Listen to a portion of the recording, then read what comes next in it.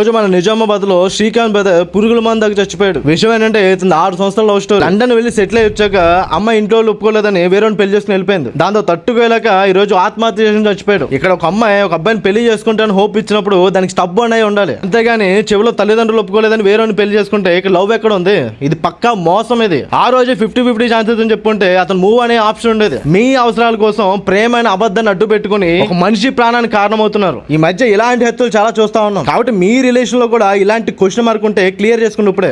And అలాగే Srikanth brother కూడా చనిపోయి ఉండాల్సింది కాదు. ఈ రోజు అమ్మ నాన్న భయపడి సిచ్యువేషన్ ఫేస్ చేయక వేరేవాడితో పెళ్లికి వెళ్ళిపోయింది. ఒకవేళ నేను పెళ్లి చేసుకున్నా కానీ రేపటి రోజు ఏదైనా సిచ్యువేషన్ అయితే నీతో ఉంటుందని గ్యారంటీ ఏంటి? కాబట్టి ఇలాంటి ప్రేమ అనే అబద్ధానికి దూరంగా ఉండండి. నోయిడాలో సొంత భార్యను చంపి సిలిండర్ యాక్సిడెంట్ గా కన్వర్ట్ చేశారు. సిలిండర్ బ్లాస్ట్ చేసి ఎవిడెన్స్ మాయం చేశారు. విషయం తెలుసుకున్న పోలీసులు వాళ్ళు షూట్ చేసి మరి పట్టుకుని లోపలేశారు. ఇన్వెస్టిగేషన్ లో ఏం తెలియదంటే ఈ మర్డర్ ని భర్త తల్లిదండ్రులు బాంబు మధ్య కలిసి చేశారు. ప్రధాన కారణం ఏంటంటే అమ్మాయి ఇన్స్టాగ్రామ్ లో రీల్ చేస్తుంటుంది. ఆ విషయంలో గొడవలు చెలరేగాయి. మాట వినకపోవడంతో ఇంత దారుణంగా కొడిగట్టారు. ప్రస్తుతం కుటుంబం మొత్తం అరెస్ట్ చేసి లోపలేశారు. కుటుంబం మొత్తం లోపలేసి 3 నెలలు అవుతా ఉంది. ఇంకా కోర్టు హియరింగ్ నడుస్తా ఉంది.